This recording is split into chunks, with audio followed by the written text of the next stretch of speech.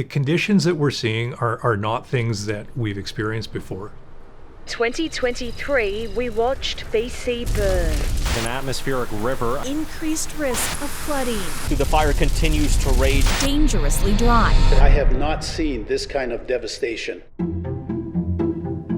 But what we're seeing with climate change is things are getting much, much worse. And in 2023, we had probably the worst wildfire season on record and probably the worst drought we've ever had on record. If you stop for a minute and think about, in non-drought conditions, how difficult the upstream migration for a salmon is already going to be, we all know that doing something like running a marathon would be extremely difficult. But imagine having to run that marathon in a sauna when somebody turns a temperature up to conditions that are already uncomfortable, and then you have to go do something that difficult. That's essentially what happens to salmon. The normal management systems that we've had in place to manage salmon, to manage habitat, to manage our ecosystems are not equipped and are not set up to handle the kinds of conditions that we're seeing. I think PSF's ability to bring partners together, to have funds available to do things sometimes quite small that can make a really big difference for salmon, that is making a difference in a way that nobody else is, and nobody else has been able to in recent times. We heard about an extreme low flow problem on the Indian River. The river was too low, and the gravel bar was something that the salmon were never going to be able to get across without some help from humans. Watching the salmon videos stuck in the Indian River was very devastating. I know it's a lot of things that lead up to that and contribute to that. Salmon is a staple of Tsleil-Waututh people. It's very challenging for the salmon, and there has been a steady decline of the salmon fisheries in the last, I'd say, 20 years.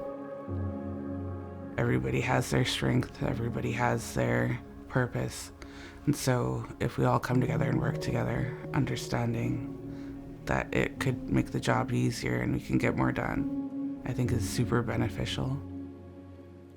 The need was relatively simple: to get an excavator out on site, work with the biologists and the engineers that were in the area to construct a channel. And when Pacific Salmon Foundation with the partners, including DFO and the Tsleil-Waututh Nation, came together and said, let's solve this problem now, it was a wonderful story.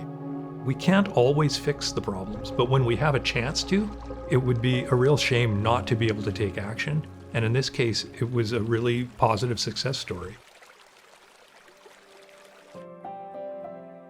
The drought in 2023, it even affected the flows in one of the biggest rivers in the province, the Fraser River. The flows had dropped so low that the salmon were not able to get access to the fish ladder.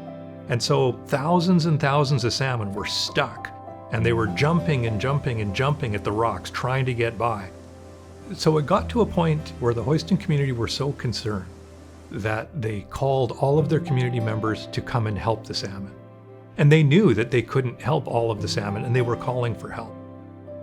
We used our network and we reached out to experts in working on fish passage problems in big rivers, and they turned that problem around in 24 hours.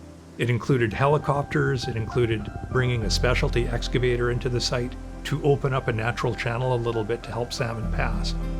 When I saw the first salmon swimming past my feet, I had goosebumps. It would be heartbreaking to see a situation like this where there was a problem for salmon and we knew we could do something about it, and we couldn't take action because we were short the money to take action. What we need to do is to be on watch and be ready for these kinds of conditions to happen and know that we can come together and take action. And I think if we keep doing that, combined with the other stewardship and restoration and forward-thinking management measures, I think that there's potential for a really bright future for our salmon and for all of us that depend on them. We need support from people to help us get the funds on hand that we need to have ready so that we can support all of our partners in taking actions like this. Because we're going to need to be there for our salmon. They've always been there for us, and now we need to be there for them.